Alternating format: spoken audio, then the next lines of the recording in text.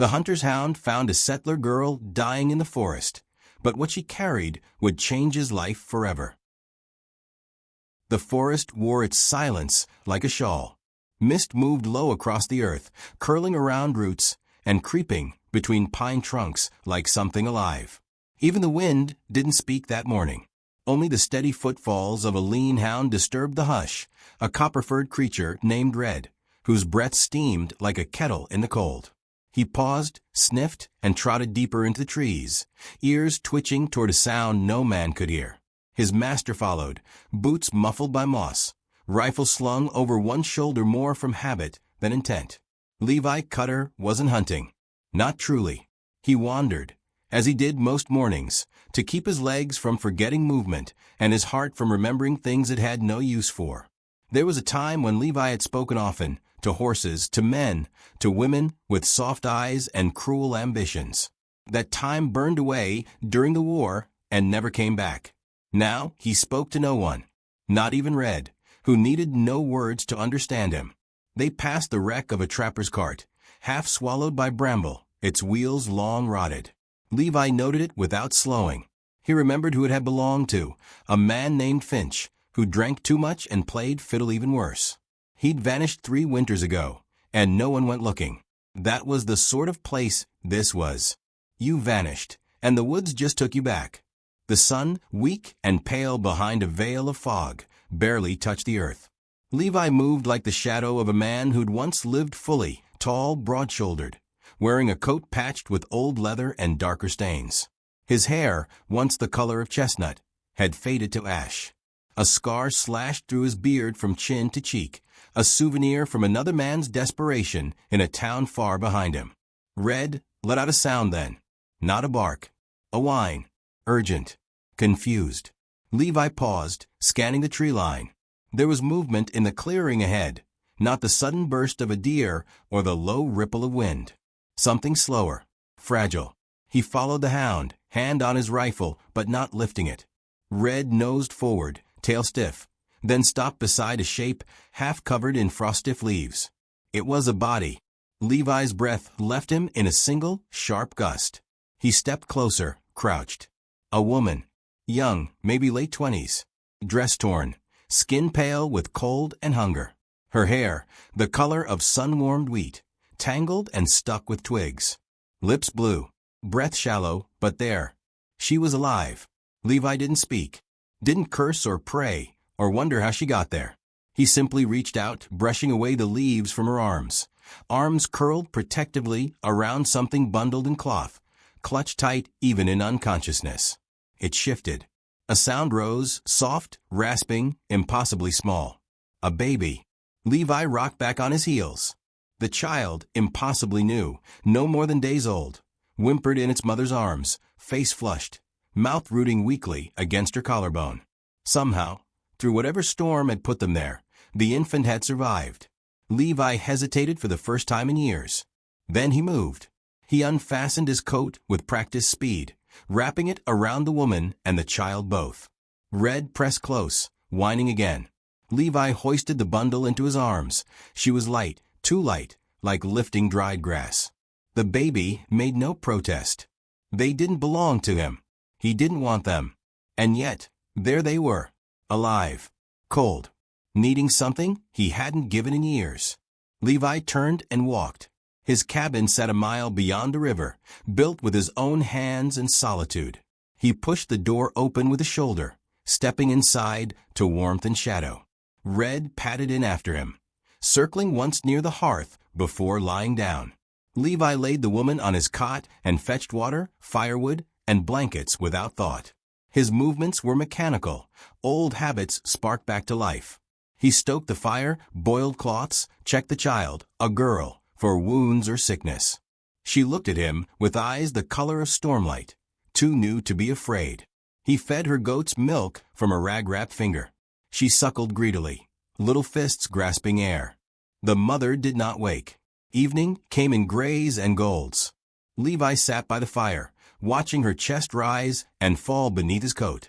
She murmured once, a sound that might have been a name or a memory, and stilled again. He thought of burying her. The forest would take her gently. But the child, he didn't finish the thought. That night, he dreamed of battlefields. Not the gunfire. Those were easy to forget. It was the cold, the waiting, the way men cried for their mothers before they bled out.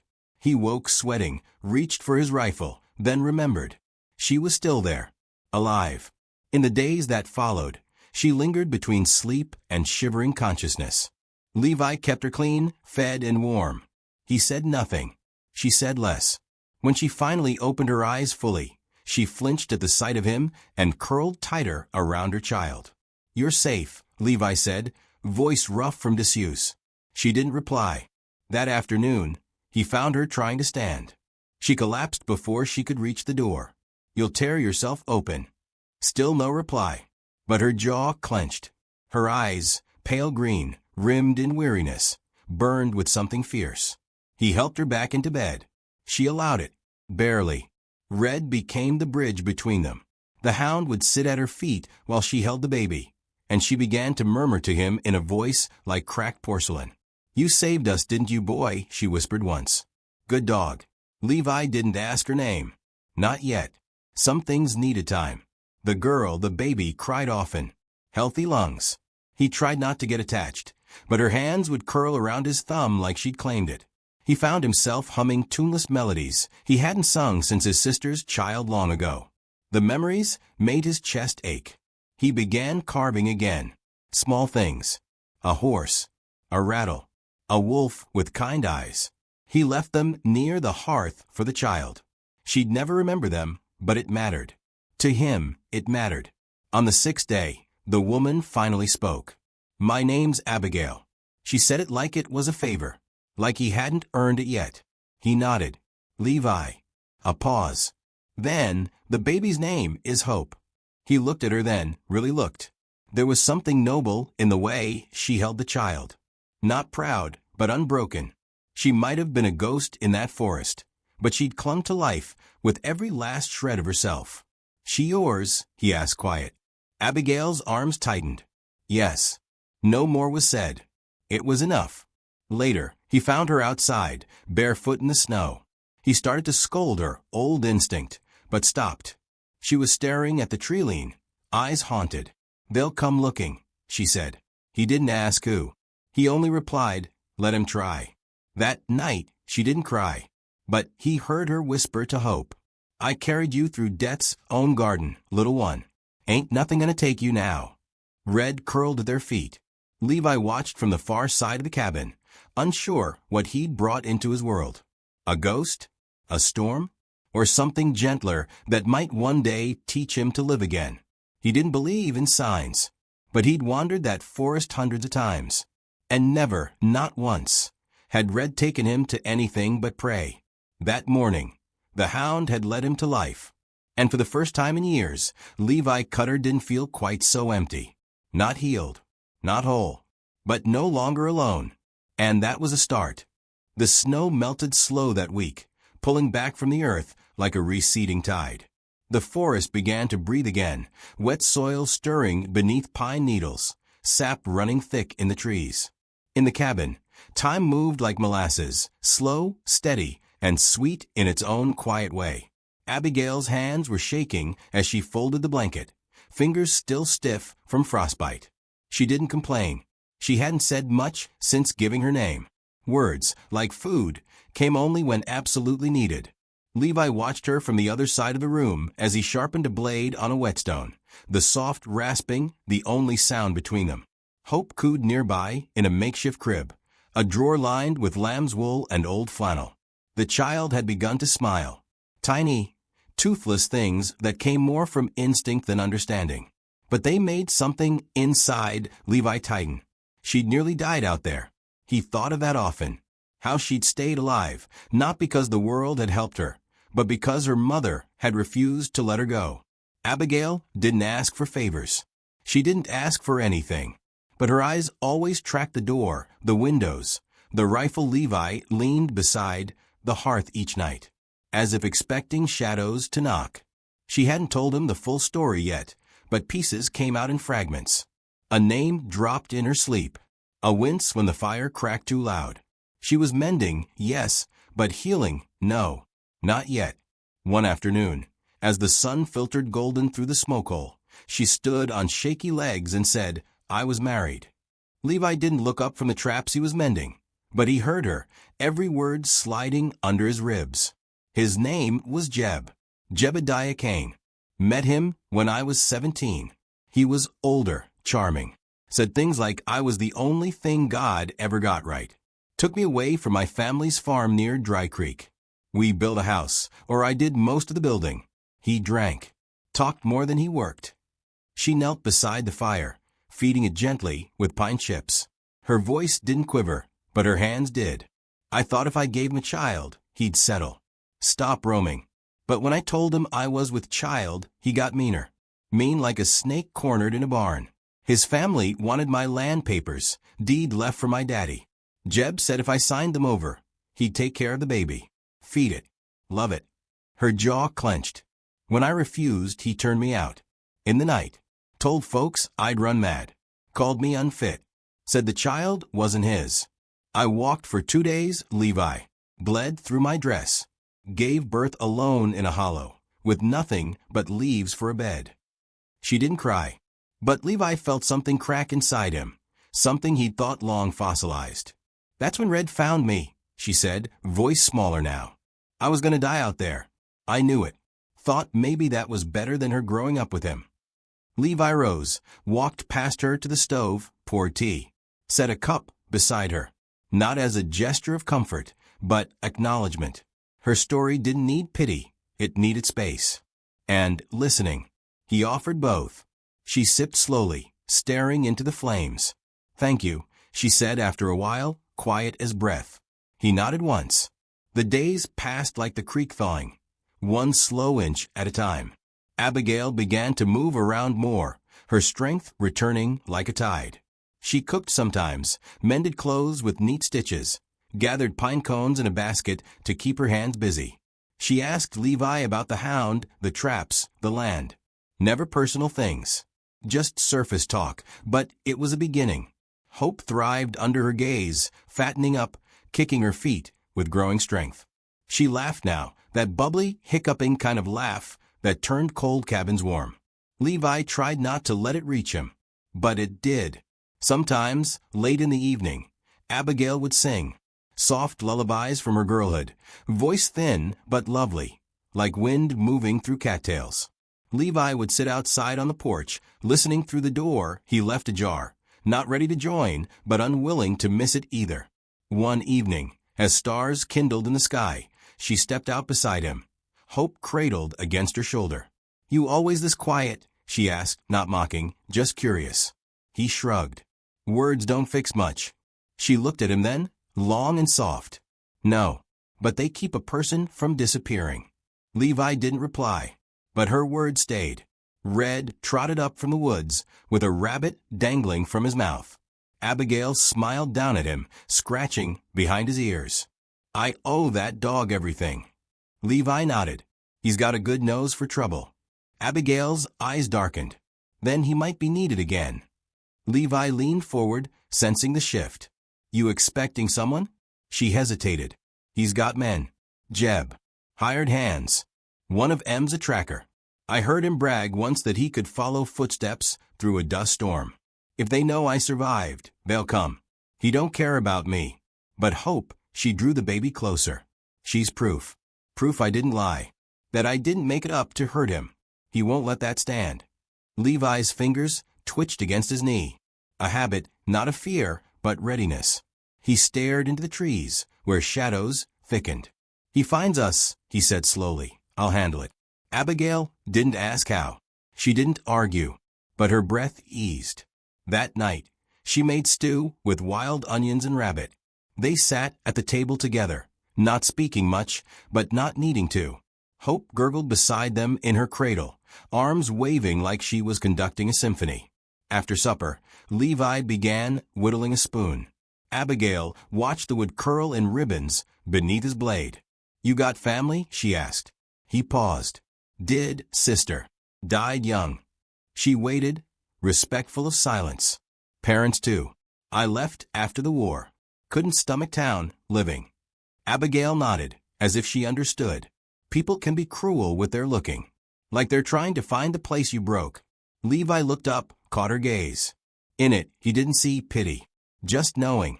You gonna stay? He asked before he could think better of it. She looked down at Hope, then at the fire, then back to him. For now, she said. If it's all right. He nodded. It is. There was peace in the room then. Not full peace. That kind doesn't come easy. But a moment's rest. A ceasefire between all the wounds they'd carried in. Abigail stood and stretched, joints popping. She moved to tuck Hope in with practiced hands, humming something soft. Levi finished the spoon, turned it in his fingers. It wasn't perfect, but it would serve. He set it beside the cradle. Abigail noticed, gave him a look he couldn't quite read. Not gratitude, not affection, something steadier.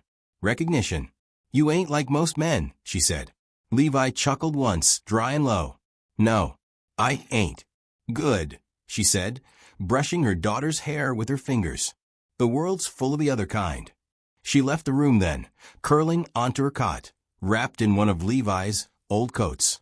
The fire dimmed. The wind shifted. And outside, something rustled deep in the woods, too far to worry, but close enough to remember that quiet didn't mean safe. Levi didn't sleep much that night. But when he did, he dreamed of a house with laughter in its walls, and a baby's giggle echoing through the trees. Snow gave way to thaw, and the creek near Levi's cabin began to hum again, threading its voice through the woods like a secret returning to the world. Each morning, mist lifted off the earth like breath from the mouth of something ancient, and birds began to stitch their calls into the trees. The forest was waking, and so were they.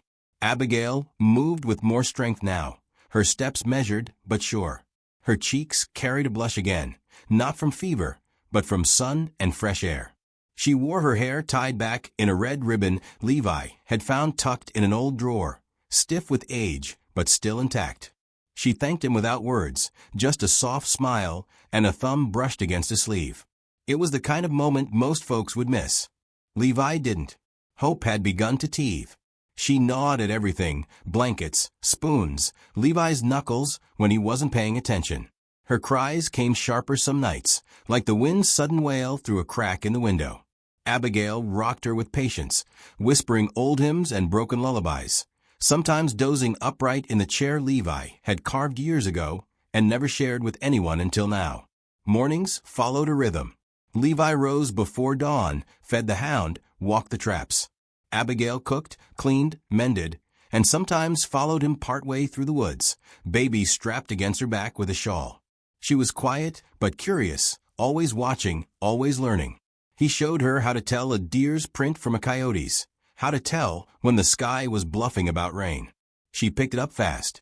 One day she asked how to snare a rabbit. Not shy, just steady. You're good with your hands, he said. My daddy taught me to braid wire and string, she replied. Told me if a woman could mend a fence, she'd never go hungry. She crouched near a tree, setting the snare exactly as he'd shown her. When she stood, brushing dirt from her knees, he saw a flicker of pride in her. Not because she needed to impress anyone, just because it felt good to remember she could do things. Later that week, Levi found her carving a small wooden bird from a scrap of pine. She'd used his knife without asking, which surprised him and didn't bother him. She was better at the carving than he expected. The bird had eyes, wings, even the start of tiny feathers. I used to whittle when things got hard, she said, not looking up. Like talking, without getting tired. Levi nodded. That why you don't talk much? I'm tired most of the time, she answered, then laughed, low and soft. But less now. That night, she handed the bird to Hope, who chewed it immediately. Abigail didn't mind. They began to eat supper together, not in silence, but not filled with chatter either.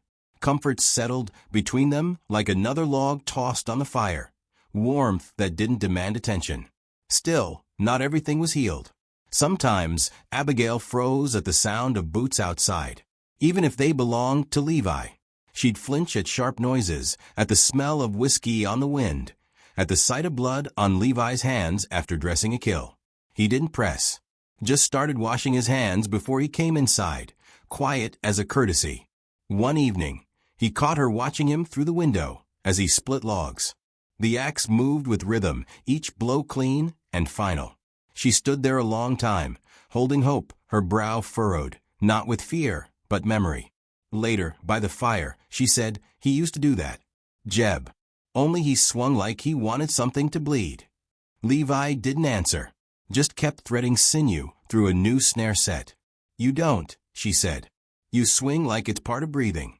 He glanced at her, not smiling, but not empty either. "It is." Hope started crawling soon after, awkward at first, then quick like lightning when she spotted something shiny. Levi built a little fence around the hearth so she wouldn't burn herself. Abigail saw it and touched his arm. "You think of things I haven't yet," she said. "I watch," Levi said.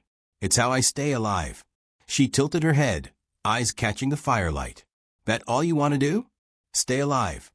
Levi didn't speak for a while. Then he said, "Didn't think about wanting, not in a long time." "Maybe you should," Abigail said. The air was thick with something unsaid. The next day, she brought him coffee in the yard, warm in tin cups. They drank side by side on the porch, red sprawled at their feet. A hawk circled above, crying into the bright sky. "I used to want a garden," she said, "with squash, tomatoes, corn so sweet you could eat it raw. Had a spot picked out and everything." Jeb laughed when I told him. "You'd have a good one out here," Levi said. Abigail glanced over. "And where would we get seed?" Levi pointed his chin toward the cellar. "Old tins. Saved from years back. Might still be good." She smiled. "Might be." Later that day, she dug a small patch near the cabin. "Just to test the earth," she said. Levi brought her a shovel. She didn't thank him out loud, but the way she leaned into the work said everything. Spring didn't come all at once. It crept. But the signs were there, green shoots, frogs returning to the creek, bees stirring from their hollow in the cottonwood. So were other signs. Tracks near the edge of the wood. Not Levi's. Not Abigail's. He didn't tell her right away. Just studied them, counted the days between appearances. Whoever it was, they weren't coming close. Not yet. One night, Abigail found him sitting on the porch with his rifle across his knees. "You saw something," she said. He nodded. "You think it's him?" "Could be." She stared out into the dark. "I ain't afraid for me. Just her." Levi looked at Hope, sleeping beside the fire. "She'll be safe." "You don't know that." "I will." Abigail sat beside him, knees tucked under her skirt. "You ever been in love?" The question surprised him. Not because of what she asked, but how gently she said it. No expectation in it. Just wondering. He thought a while. "Once. Long ago. She married someone else." "Because of you?" "No," he said. "Because of her." Abigail smiled, but it didn't reach her eyes. "I loved Jeb. At first. Maybe just the idea of him." "You didn't fail," Levi said, voice low. She looked at him, real and sharp. "But I broke." He shook his head. "No. You bent. There's a difference." Silence followed, but it wasn't cold. They sat like that until stars pulled over them like a quilt. Hope stirred once, then quieted. In the morning, Abigail made biscuits. They were hard and burned on the bottom, but Levi ate them without complaint. "I'm out of practice," she said. "They're good," he said, chewing slow. She rolled her eyes but grinned. That afternoon, she read from an old Bible she found beneath the floorboard. Not the preaching parts, just the Psalms. Her voice carried in the light like wind through chimes. "You believe?" she asked. Levi shrugged. "Don't think he believes in me." "I think he does," Abigail said. "Else we wouldn't be here."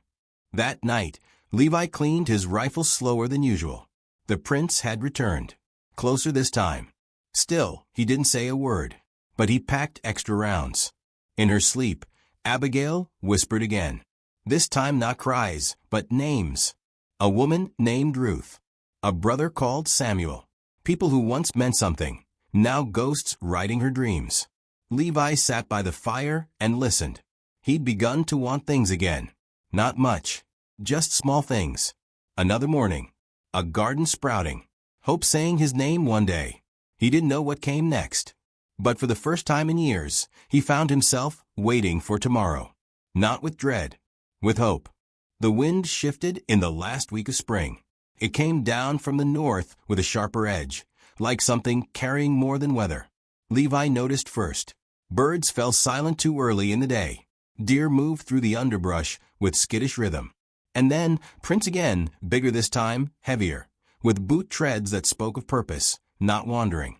He didn't tell Abigail the first day, or the second, but she saw the tension in his shoulders, the way he kept his rifle within reach even when tending the garden. She knew something was coming.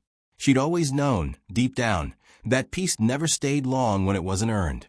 On the third morning, Levi returned from checking traps with a ripped sleeve and fresh blood darkening the cloth beneath. Red had growled at a scent trail, barked once, an alert, not panic. And when Levi followed, a trap he'd never laid was waiting under a fallen branch, teeth rusted but still sharp, meant for something bigger than a rabbit.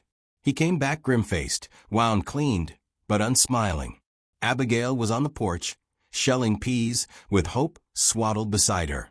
She didn't rise when she saw him, just said, "He's close, isn't he?" Levi sat beside her, his silence confirmation. "You think he'll try to take her?" He looked toward the trees. "He'll try to take everything." Abigail didn't flinch. She gathered the peas into a bowl, dusted her hands on her apron. "Then we don't run." Levi raised an eyebrow. "You sure?" "I ran before," she said. "Nearly died doing it. I got nothing left to give fear." Levi nodded, slow. "All right." That night, he set up a false camp down the ravine, smoked meat over a cold fire to draw scent, laid trails with worn boots he'd kept from years ago. It was the kind of planning that came easy to a man who once hunted men for a living. But now it wasn't sport. It was protection. Abigail moved through the cabin with a calm that almost fooled him. She boiled water, organized supplies, sharpened knives. Her hands trembled only once, when folding Hope's blanket. Levi noticed, but said nothing. Some battles were better fought in silence. 3 days passed before the storm arrived. It wasn't lightning that cracked the sky, it was a voice. Loud, theatrical, full of false godliness and wounded pride. Abigail Smith Kane, it bellowed from the edge of the woods. "By law and right, you and that child belong to me." Levi stood by the window, rifle in hand. Abigail didn't look out. She just held Hope close, whispering things only mothers say. "I come with witnesses," the voice continued. "And we're armed. Don't make this harder than it needs to be."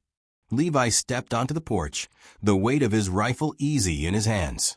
He counted 2 men behind Jeb, one tall, nervous-looking with a twitch in his jaw, the other broad, chewing tobacco like he'd rather be anywhere else. Jeb stood front and center, dressed in preacher's black, dusted with trail dirt. His hair was slicked back, mouth twisted into something between a sneer and a smile. "Well," Jeb said, "the ghost finally shows his face." Levi said nothing. "You hiding her in there like she's some poor sick thing?" Jeb gestured toward the cabin. "She's unstable, mister. Dangerous. Ran off with my child. Stole her in the night." Levi's voice came slow and low. "She didn't steal anything. She's my wife. She's nothing of yours now." Jeb's eyes sharpened. "That ain't for you to say." Levi stepped forward, just enough for the rifle to glint in the light. "You're not taking the girl. You're not touching Abigail. You ride away now you live. That's the only kindness I've got left." Jeb laughed, high and bitter. "You threatening me? A man of the cloth." "I'm threatening anyone who thinks a woman's womb gives him ownership." The taller man shifted uneasily. The broad one spat. Jeb's jaw twitched. "She's mine," he said again, quieter this time, more poison than pride. "You don't get to play house with something I built." Levi didn't move. "You built nothing. She carried that child through snow and silence. You left her to die." "She lied to me," Jeb snapped. "Said she loved me. Said the baby was mine." "She never had to lie," Levi said. "You never listened." Jeb stepped back, just slightly. "This ain't finished." "You're right," Levi said. "It ain't." That night, they doubled the firewood inside. Levi boarded the windows, quietly, without fanfare. Abigail stitched strips of fabric into long ties, for hope, for quick wrapping if they had to run. But she didn't look like she planned to run. She looked like someone who had walked through death once, and had no intention of going back. They didn't sleep much. Red lay by the door, growling at wind that wasn't just wind. In the pre-dawn hush, movement stirred in the woods. Jeb's men were circling. Levi moved like water, silent and precise. He slipped through the rear window, crossed into the thicket, leaving false trails, and doubled back on himself until he was near the clearing. He waited. The nervous man came first. Levi didn't kill him, just knocked him cold with the butt of his rifle, then dragged him behind a rock outcrop and waited again. The broad man wasn't as easy. He moved smart, keeping cover. But he made one mistake. He trusted Jeb more than his own eyes. When Levi rose from behind the pine stump, the man froze. "You don't need to do this," Levi said. "I'm paid to." "Then keep your money," Levi said, and fired a warning shot that split bark near his boot. The man ran. Good. That was enough.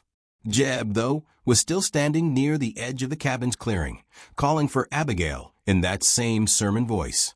"You don't want to be remembered as a thief, girl. You don't want to be remembered as a mother who got her baby killed." That's when Abigail stepped onto the porch. No rifle. No fear. She carried hope in her arms and looked at the man who once claimed her like he was a dead tree she'd forgotten to fell. "You don't get to write my story anymore, Jeb." His mouth twitched. "You think that man inside's gonna save you?" "No," she said. "I'm saving myself." He moved toward her. Fast. But he never reached the steps. Levi appeared from the tree-line like a shadow given breath. He stepped between them, eyes cold, rifle held loose, but ready. "You step closer," Levi said. "I put you down." Jeb stared at him, breathing hard. "She's lying." "No," Abigail said from behind. "I've been silent so long I forgot what truth sounded like. But I remember now." "You're nothing," Jeb hissed. "I'm a mother," she said. "That's enough." Red barked once. Loud. Piercing. And from the trail behind Jeb, a new voice called out. "Drop your weapon." Sheriff Langley, an older man with a gray beard and a tired expression, rode up slow, rifle raised. He looked from Levi to Abigail to Jeb, taking it all in. "Kane," he said, "you got a warrant?" Jeb faltered. "She's my wife." "Doesn't answer the question," the sheriff said. "You got a warrant?" Jeb said nothing. "Then get off this land," Langley continued, calm but firm, "before I haul you in for trespassing and attempted abduction." Jeb looked at Abigail one last time. What he saw wasn't fear. It was steel. He spat at the ground. "You'll regret this." "I already did," she replied. He turned, mounting slow, rode away without another word. Levi lowered his rifle. Abigail exhaled. Hope reached out a hand, fingers grasping at air like she was catching the wind. The sheriff dismounted, nodded at Levi. "You all right?" Levi nodded. "Keep her safe," Langley said. "There's good folks watching." They watched him ride off, the forest slowly swallowing hoofbeats. Then the silence returned. But it was a different kind now. Not dread. Not waiting. Just quiet. Abigail looked at Levi. "It's over." He shook his head. "Not over. Just begun." That evening, Levi carved Hope a toy, a bear with soft eyes. Abigail baked bread. They didn't speak much. They didn't need to.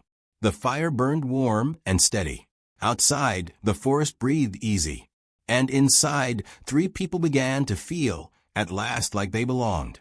Spring warmed into summer slow and golden, like honey poured from a tin. The forest had shed its sharpness, softened under sun and birdsong. Green crept up from the roots and spread wide across the land. Life returned with quiet certainty, and so did peace, this time not borrowed, but built. Levi planted the last row of beans with his sleeves rolled to his elbows, sweat shining along the line of his neck. Abigail stood nearby, with Hope swaddled in a sling, straw hat casting shade over both their faces. The garden wasn't large, but it was theirs, and the rows were straight. "Think they'll grow?" she asked, eyes scanning the soil like it could answer. "They've got good hands tending them," Levi said. Abigail smiled, small and true. They've never had a garden before. Levi leaned on the hoe. Neither have I. Hope cooed at the breeze. She was nearly walking now, wobbling from one set of hands to the next, laughing as if the world had no corners left to be afraid of. Levi had begun to make her toys out of bone and bark, small animals with rounded edges. Abigail tucked them in a pouch she tied to her hip, treasures too dear to leave behind. The threat of Jeb had passed like a fever broken in the night. Sheriff Langley hadn't returned, but a deputy rode through once every 2 weeks, tipping his hat and asking after the family up near Lone Pine. No one said Abigail's name aloud. They didn't need to. Everyone knew now that she was no runaway, no thief, no madwoman, just a mother who had walked through fire to keep her child safe. One evening, Abigail sat on the porch shelling peas while Levi worked on a fence post nearby. Red dozed beside Hope, whose hands were sticky with wildberries. She called Mama this morning, Abigail said, casual, but with a shine in her voice she couldn't hide. Levi looked over. First time. Abigail nodded. I didn't even say it back. I just held it, like a gift you don't want to unwrap too fast. Levi smiled, just barely, but it reached his eyes. She'll call you something soon, Abigail added, watching him. You've earned it. I don't need it. You want it, though. Levi didn't answer, but he didn't deny it either. The fence post gave way, and he set a new one. That night, they ate on the porch. Bread, rabbit stew, berries mashed with sugar. Abigail brought out a small tin and poured a thimble of brandy for each of them. To Hope, she said, lifting hers. Levi raised his. To Hope. She drank, laughing a little at the burn. You know, she said, I never named her that because I thought life would be easy. I named her Hope because I figured she'd need to carry it like a lantern through dark places. She does, Levi said. And so do you. The stars bloomed overhead, bright as scattered salt. The night was warm, gentle. Fireflies stitched light between tree trunks like floating threads. Hope fell asleep across Levi's chest, small hand tucked under his collar. He didn't move for a long while. Abigail watched them, her arms resting on the arm of her chair, heart full with the kind of ache that wasn't pain, it was gratitude. Do you think, she asked after a while, people like us get to keep things like this? Levi stroked Hope's back, slow and steady. We do, if we don't wait for someone else to give it to us. Abigail nodded. I spent years asking permission to be happy, always waiting for a man to say I was worth something. You stopped asking, Levi said. I did, but I didn't stop hoping someone might answer. Her voice was quiet, but not weak. You already had your answer, he said. She's sleeping in my arms. The fire cracked, sending sparks into the dark. The trees didn't move much. The world held its breath for them. As summer deepened, so did the rhythm between them. Levi taught Abigail to shoot, not with anger, but precision. She took to it fast. He never spoke of Jeb again, and she never asked. Some ghosts don't need burying. They just need forgetting. Hope began speaking in strings of sound. Ba, for bird. Na, for no. And one day, clear as a bell, she pointed to Levi and said, Pa. Abigail froze. Levi, too, went still. Then Hope repeated it, smiling as if she'd given him a crown. Abigail didn't say anything, just reached out, took his hand, and held it. That was enough. They didn't talk of marriage. They didn't need to. Some bonds weren't made with rings, but with moments, soft ones, earned ones. Mornings spent mending. Afternoons harvesting. Evenings with her humming and him carving, while Hope babbled to herself on the floor. One morning, a stranger came through, an old trapper named Wendell who'd traded with Levi in the years before silence. He looked at Abigail, looked at the child, then back at Levi. You settling down? He asked, half smile under his beard. Reckon I already did, Levi said. Wendell tipped his hat to Abigail. Good. Man like him needs something worth protectin'. Ain't no point to quiet if no one's listenin' to it. She smiled. I'm listenin'. After the trapper left, Abigail stood with her back against the cabin wall, hands folded. I think we're going to be all right. Levi looked out at the garden, at the fence line, at Red sleeping under the shade tree. We already are. That night, lightning lit up the sky, but no thunder followed. Hope didn't stir. Levi and Abigail stood at the door, watching the storm's light dance across the hills. Abigail leaned her head on his shoulder. "I don't miss who I was." "You don't need to," he said. "You became who you needed to be. And you." Levi turned his hand, laced it with hers. "I stopped hiding from myself." She breathed deep, slow. Hope stirred once, then slept again. The world outside still had its dangers, still had men like Jeb and winters sharp enough to kill. But in the cabin, in that carved-out corner of the woods, there was something stronger than fear. Abigail began teaching Hope to walk between rows of corn sprouts. Levi taught her how to whistle through her fingers. They built a second chair for the porch, smaller, carved with hearts no one talked about. But they were there, quiet symbols, quiet truths. By autumn, the garden bore fruit. So did the life they planted. One evening, as leaves fell in amber spirals, Abigail said, "I think I love you." Levi didn't look up from the piece of wood he was shaping. He smiled into it. "I know. Is that all?" she teased. He set the carving down, looked at her. "No, that's the start." They didn't kiss. They didn't need to. Some love is quieter than that. Some love just sits beside you while the wind carries your name through the trees. Hope laughed in the yard, chasing a butterfly. And Abigail whispered, "That's why I named her that. Hope." Levi nodded. Fitting. For all of us. And in the hush that followed, beneath the soft weight of dusk and the creak of porch wood under their feet, Abigail leaned into Levi's side and closed her eyes. Sometimes, the stories with the gentlest voices leave the deepest echo. And some names, spoken in the right arms, under the right roof, can change everything. Hope was her name, after all. And she had lived.